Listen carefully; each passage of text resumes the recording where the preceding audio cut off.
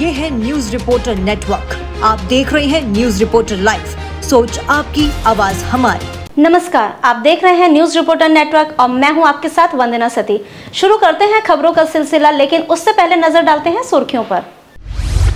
प्रदेश में बारिश के चलते जनजीवन अस्त व्यस्त, मुख्यमंत्री ने कंट्रोल रूम पहुंचकर लिया स्थिति का जायजा। उत्तराखंड कांग्रेस की केदारनाथ प्रतिष्ठा रक्षा यात्रा हुई संपन्न, कार्यकर्ताओं ने बाबा केदार से लगाई पापियों को दंडित करने की अर्जी।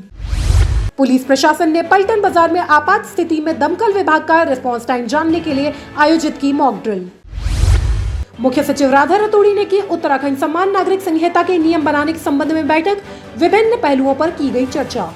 अब खबरें विस्तार से। प्रदेश में पिछले 24 घंटे से लगातार हो रही बारिश से आम जनजीवन अस्त व्यस्त हो गया है। मौसम विभाग ने उत्तराखंड के 10 जिलों के लिए भारी बारिश का अलर्ट जारी किया है।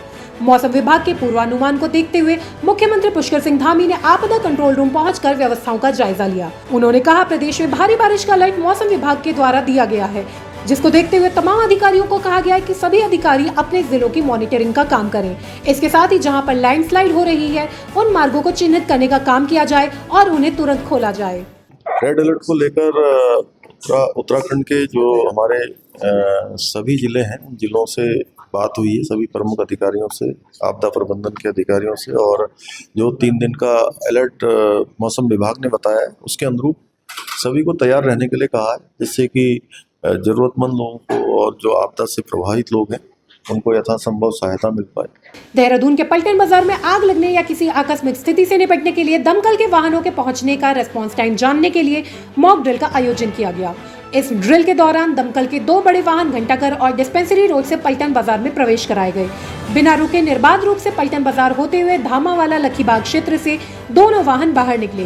पिछले कुछ दिनों से दून पुलिस के द्वारा पलटन बाजार में अस्थायी अतिक्रमण, फल ठेलियों के विरुद्ध की गई कार्रवाई से पलटन बाजार और आसपास के क्षेत्र में किसी भी प्रकार का अतिक्रमण न होने से दमकल के वाहनों को किसी भी प्रकार की परेशानी नहीं हुई, जिससे पूरे पलटन बाजार में दमकल के बड़े वाहनों की आसानी से आवाजाही हो पाई।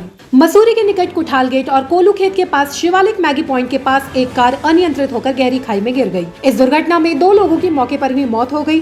घटना की सूचना मिलने के बाद एसडीआरएफ की टीमें मौके पर पहुंची। दुर्घटनाग्रस्त वाहन में कुल 6 लोग सवार थे। इनमें से 3 व्यक्ति स्वयं वाहन से निकलकर सुरक्षित सड़क तक आ गए थे, जिन्हें मामूली चोटें आई थी। शेष 3 व्यक्ति दुर्घटनाग्रस्त वाहन में ही फंसे हुए थे। एसडीआरएफ रेस्क्यू टीम ने जिला पुलिस और फायर सर्विस के साथ मिलकर त्वरित कार्रवाई करते हुए खाई में उतरकर एक घायल व्यक्ति को बाहर निकाला और 2 शवों को मुख्य मार्ग तक पहुंचकर जिला पुलिस से सुपुर्द किया। कार सवार नोएडा से मसूरी घूमने जा रहे थे।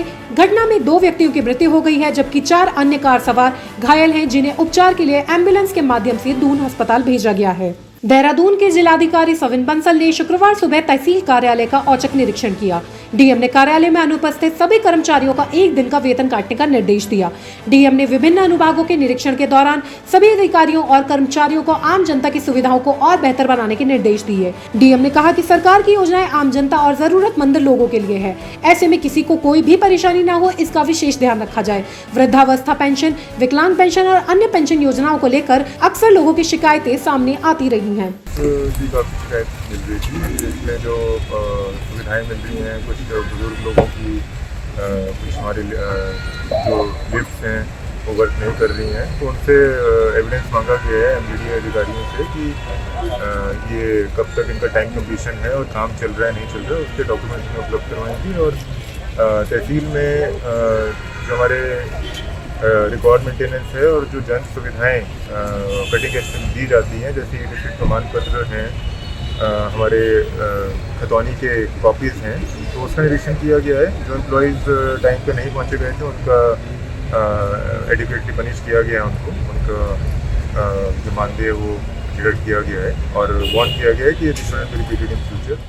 उत्तराखंड कांग्रेस की केदारनाथ धाम प्रतिष्ठा रक्षा यात्रा के दूसरे चरण का समापन हो गया है। कांग्रेस प्रदेश अध्यक्ष करण माहरा और उनके साथ पहुंचे तमाम नेताओं ने केदारनाथ धाम में जलाभिषेक, पूजन, ध्वजारोहण एवं तीर्थ पुरोहितों के साथ बैठक कर इसका समापन किया।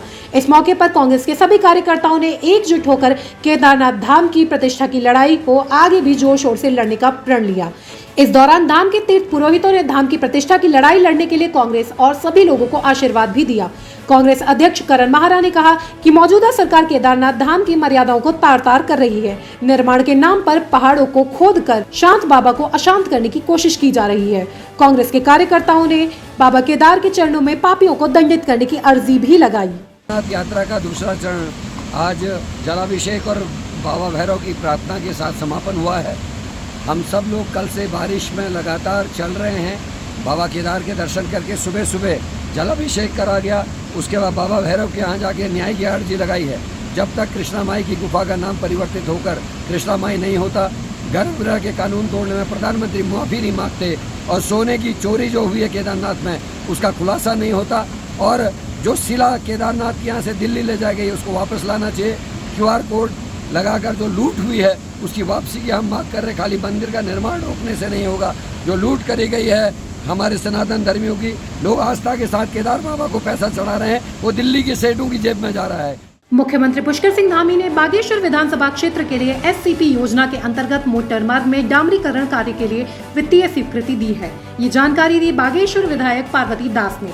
उन्होंने इस अवसर पर मुख्यमंत्री धामी और लोक निर्माण विभाग मंत्री सतपाल महाराज का विशेष आभार व्यक्त किया। आज रायवाला में एक दुकान के ऊपर पहली मंजिल पर स्थित मकान में आग लग गई।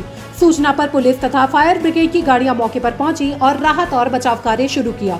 मौके पर दमकल के वाहन द्वारा आग पर काबू पाया गया। पहली दृष्टि में पूजा के दिए से घर पर आग लगना प्रतीत हो रहा है। आग से घर में रखा घरेलू सामान जल गया है, लेकिन कोई भी जनहानि नहीं हुई है। आग लगने के विस्तृत कारणों की जांच की जा रही है। मुख्यमंत्री पुष्कर सिंह धामी ने पतंजलि ऑडिटोरियम पहुंचकर युवा धर्म संसद कार्यक्रम का शुभारंभ किया। इस दौरान उन्होंने कहा, देश की युवा शक्ति को राष्ट्र निर्माण में अपना योगदान देने के लिए अवश्य ही ये कार्यक्रम प्रेरित करेगा। सीएम ने कहा कि ये संसद निष्ठावान और जागरूक नागरिकों के निर्माण का कार्य करती है। आज का युवा देश के प्रति जिम्मेदार भी है और कर्तव्य परायण भी। ये धर्म संसद विकसित राष्ट्र के निर्माण में मील का पत्थर साबित होगी। यह कार्यक्रम आयोजित हो रहा है जिसमें निश्चित रूप से हमारे देश की युवा शक्ति को राष्ट्र निर्माण में अपना योगदान किस प्रकार से सुनिश्चित करना है, यह संसद निश्चित रूप से उस दिशा में हम सबको प्रेरित करेगी।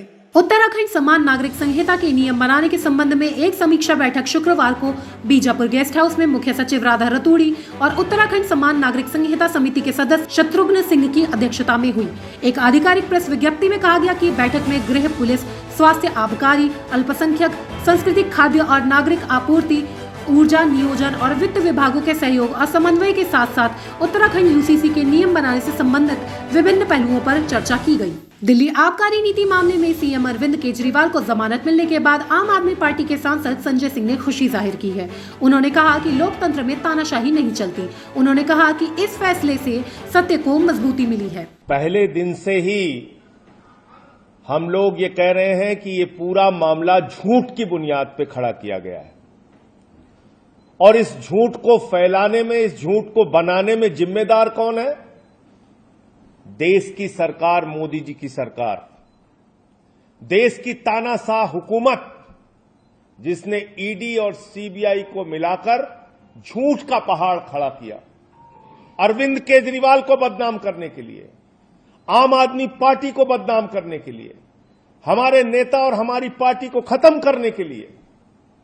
लेकिन आज मनीष सिसोदिया जी की रिहाई, उसके बाद बाकी सारे लोगों की रिहाई और अब हमारे पार्टी के मुखिया अरविंद केजरीवाल जी की रिहाई ने यह साबित कर दिया है कि भारतीय जनता पार्टी के झूठ का पहाड़ ध्वस्त हो चुका है। सीबीआई की अरेस्ट, ईडी की अरेस्ट, ये अपने खुद की जांच एजेंसी की अरेस्ट नहीं थी, नरेंद्र मोदी सरकार के द्वारा कराई गई अरेस्ट थी। तो तानाशाही का अंत होता है। हाल ही में बॉलीवुड एक्ट्रेस दीपिका पादुकोण ने बेटी को जन्म दिया है, जिसके चलते दीपिका और रणबीर पेरेंट्स बने हैं और इंडस्ट्री के तमाम फिल्मी कलाकारों की तरफ से सोशल मीडिया पर दीपिका और रणबीर को पहली बार पेरेंट्स बनने की काफी बधाइयां मिल रही हैं। वहीं इस बीच दीपिका पादुकोण के अजीज दोस्त और सुपरस्टार शाहरुख खान भी इस खुशी के मौके पर एक्ट्रेस से मिलने पहुंच गए हैं और देर रात मुंबई के हॉस्पिटल में शाहरुख खान को स्पॉट किया गया है। तो बने रहिए हमारे साथ और देखते रहिए न्यूज रिपोर्टर नेटवर्क। धन्यवाद। अगर आप हमारे चैनल पे नए हैं तो चैनल को सब्सक्राइब करें और साथ ही बेल आइकन को प्रेस करें ताकि उत्तराखंड की कोई भी अपडेट मिस ना हो पाए।